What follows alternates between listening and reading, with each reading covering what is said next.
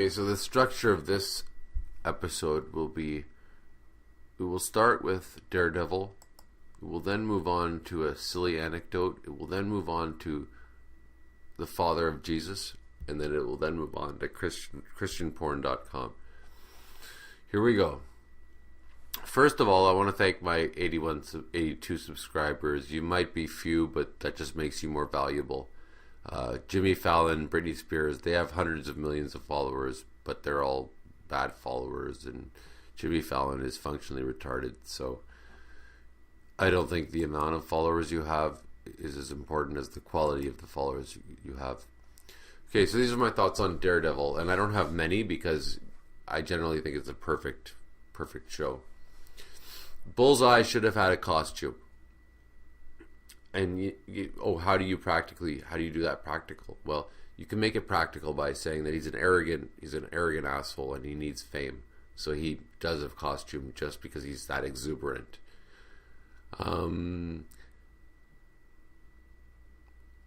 Wilson Fisk, his girlfriend should have betrayed him at the very end. Well, the problem was that they made Wilson Fisk a little too sympathetic for the audience. He should be more of a villain. You should not love the villain that much that you're on his side. You should actually be against the villain. That's the whole purpose of having a villain in a story. Okay, and regarding the history of Bullseye in the comic books and my vision of Bullseye is that he hates Daredevil because Daredevil always wins. Daredevil always beats him. Daredevil's always better than him. So he should spoiler alert, they make Bullseye kick Daredevil's ass a little too many times. It should be Daredevil kicking Bullseye's ass every time and Bullseye getting more and more angry every time. So they screwed that up. That was a missed opportunity. Foggy Nelson, Matt's best friend, is a very boring person, and all his plot lines are just dead weight. Also, I noticed that Daredevil, the show is using Breaking Bad as a template, and it's noticeable. And it's too bad that they're trying to stick to certain formulas. Okay, so now some rambling, little bit of rambling. Yeah, 2 rambling thoughts. I was in a car with 2 Jewish people today, and they said they were going to get a turkey, and it turns out the turkey was in the middle of nowhere. So I'm in the car for 2 hours, and then I figure out that it's because she got a coupon for the turkey, and I says to her, I go, is this about the turkey or is this about the coupon? And she laughs and she goes, it's about the coupon. And it was hell. It was hell being trapped in it. And then finally I yelled. I started screaming at one point. I go, help! I'm trapped in a car with 2 Jews fighting over a coupon. And they laughed. They laughed at me. We're all friends. It doesn't matter. And then they started calling it a Jewpon. That's just an anecdote. Now, one more thought, and before we get to the meat and potatoes. Satanists. I had a revelation that Satanists are the stupidest people on the planet. Because if you actually believe in heaven and hell, why would you choose to go to hell? That's really stupid. That's like if you found out that there's like a bed or there's a bunch of rusty nails to sleep on, you pick the rusty nails.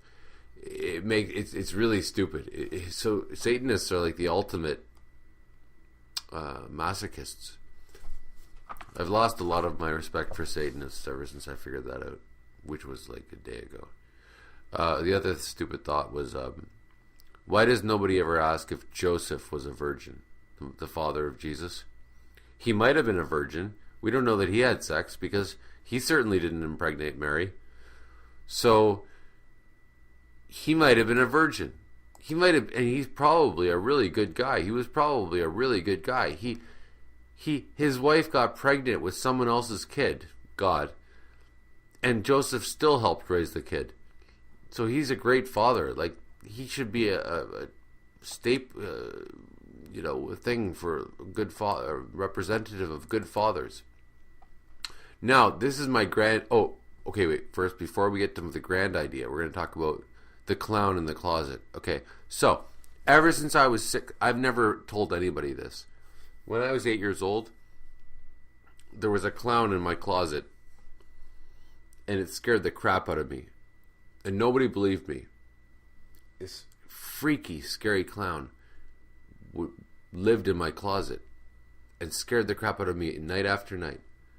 But then finally, after 2 years, the clown comes out and he goes, "Surprise! I'm your uncle." Now, the problem with this joke is that it requires explaining, but after the explaining, it's especially hilarious. Because the idea is that you're supposed to think it's so scary that there's a clown in your closet, and then he goes, "Oh, relax, I'm your uncle." But that makes it worse. So my uncle was dressed up as a clown in my closet for 2 years? Like, that's worse. It's worse than just a clown from hell. I doubt anybody can understand it, but it's actually pretty funny. Now to the real thing. ChristianPorn.com. So I thought of this idea of, okay, normal sex, right? What should normal sex be? Well, normal sex, Christian sex, that's two people lying in bed with their clothes on, side by side, and they don't talk, and they have the lights out. That's Christian sex. So I thought, how about have a website called ChristianPorn.com where we can film that shit, right? So I'm gonna do this, and it's gonna be a series of videos with the lights out, so you don't see anything. And it's people in their clothes lying side by side. And that's Christian sex. And they're not talking, blah, blah, blah. And it can even branch out. It doesn't just have to be Christian sex. It could be Muslim sex. It could be Lutheran sex. It could be Orthodox sex. OrthodoxPorn.com. And I've already shot a few of these porno movies. And I'll be putting them on YouTube. The best part is that they're perfectly clean, so they're not breaking any rules. I might try to get the Catholic Church or every church to financially support all this whole idea, ChristianPorn.com, because it's absolutely in complete agreement with what their whole agenda is.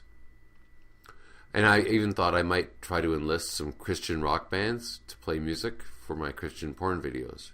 So we could have Christian rock music playing while the Christians do the porn, do their sex, Christian sex. And Christian sex, by the way, it's not dirty. It's just two people lying in bed with their clothes on, side by side.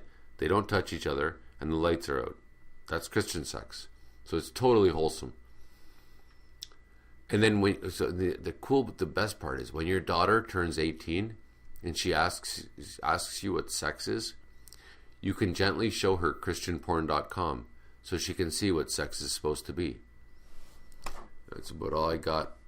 If you liked it and you don't like it, if you subscribe and you don't subscribe, if you comment and you don't comment, okay.